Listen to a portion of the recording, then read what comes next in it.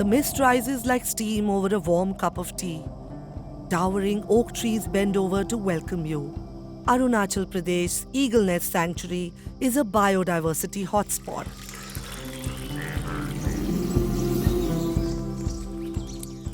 A magical, mysterious landscape where new species of birds continue to be discovered.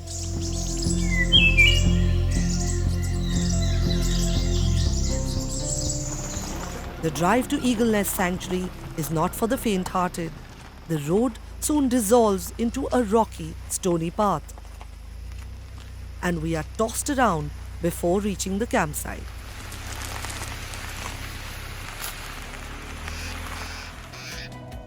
But the view makes up for the drive. Deep in the jungle, Umesh Srinivasan is setting up his shop for the day.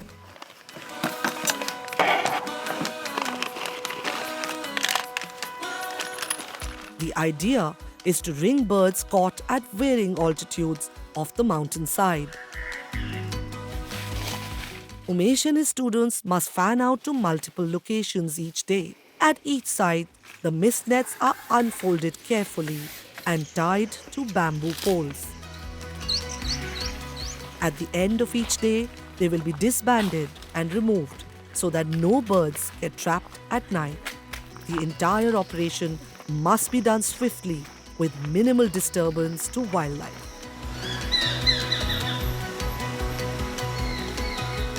So this net, very thin net that you see in my hand at the moment, this is a mist net which Umesh and his team have put up at different plots in the forest out there.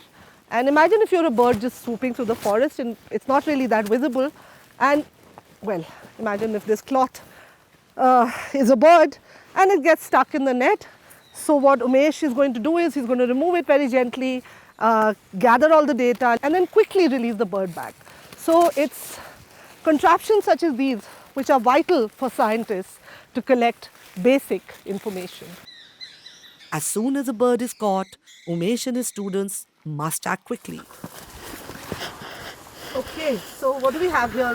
So what we have here is a migratory species called the Himalayan bluetail. Okay. And one of the first things that we do when we have a bird in the hand is that we measure a whole lot of stuff about it. Yes. This is information that you're not going to get from a bird that's in the wild, and this is vital information, especially in the context of climate change. First thing we do is that we weigh it, and that's important because it gives us information about body condition. Yeah. We measure a whole lot of things such as wing length, tail length, the body's beak length, length of the feet and so on. So we first measure the bird with the bag, that's 24 grams with the bag, and now I'm going to take the bird out of the bag using something called the ringer's grip.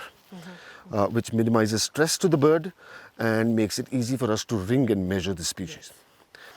In addition, we measure wing length. So that wing is 78 millimeters. The tail is 66 millimeters. And the reason why we measure the wing and the body mass is that we're finding that with climate change, over time what's happening to individuals and populations is that they're becoming smaller on average. And smaller birds can lose heat better than larger birds. And then often what we want to do is to observe the behavior of birds in the wild. Yes. So birds have social networks, for example. So we want to know whether one particular individual is consistently interacting with another particular individual. But we don't want to keep catching them, right? We want to be able to observe them in the field. And so what we do then is to band them with color rings. And so every bird gets a unique color combination. So for example, that's a yellow, and then I put a blue on the leg. Okay. So once I know that A2403 is banded with the yellow and blue, I sort of know its history. And so you can see that the bird is in good condition. It's not been harmed at all. And I'm now going to release this bird. And it is going to fly away and do its thing. Hundreds of birds will be ringed with colorful trinkets to collect data on the impact of global warming on bird life in the Himalayas.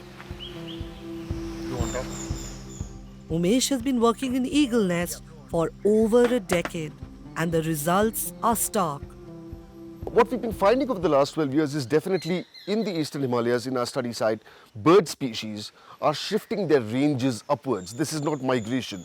Their ranges, so every bird species has a certain elevational range. So a species might be found between 1,000 meters and 2,000 meters historically. That species, to track temperatures, to keep pace with climate change, now has to move up to say 1,200 to 2,200 meters. So species are shifting their ranges upwards, and there is a danger that species will reach the summits of these mountains, run out of space and wink out and go locally extinct because there's just no more space to move up to. What we're finding is that as these species move up, whether they're able to remain resilient in the face of climate change depends on whether they move up into primary forest or they move up into degraded forest.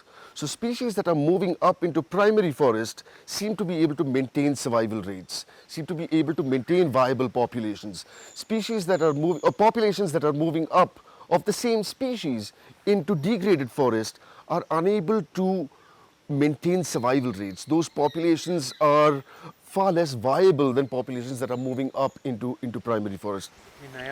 One by one, the birds are brought in from different locations, measured and set free.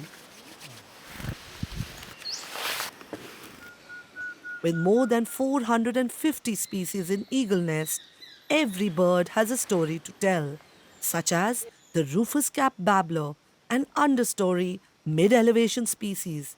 Currently, its annual survival is about 80% in primary forests, but only about 50% in degraded forests. The yellow-throated fulvetta, an understory bird at 2,000 meters.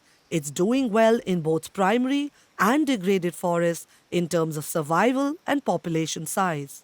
And then there are species like the rusty-fronted bowwing, another common species but showing steep declines in both survival and abundance at 2,000 meters. Probably as it moves even further upwards away from 2,000 meters because of warming temperatures. At the end of the day, the team folds up all the nets and returns to camp. It may have been a long day, but there's no time to rest. They must now enter all the data on the computer so they can look at broad trends in population sizes of the birds. As evening descends and temperatures dip, it's time to attend to housekeeping needs. Let me give you a sense of the conditions under which scientists practice their science. This is really the living quarters where everybody stays. And we have Raju Bhaiya over here. He was our driver, but he also doubles up as the cook at the camp. Raju Bhaiya, आज खाने में क्या है? आज ma'am करेला दाल भात तीन चीज बन रहे हैं. Karela, dal and bhat, that's the food for today. Just step inside here, not far from the kitchen. This is where the team will rest for the night. Some basic shelves over here for their books and their belongings. And there's no roof over there. So temperatures dip down to 2 degrees, 3 degrees. It gets really cold here. No mattress, there's just a bamboo platform and sleeping bags. And for your entertainment, once in a while, if somebody from the team knows a song, then there'll be some music. That's how scientists live when they're out collecting data in these remote areas.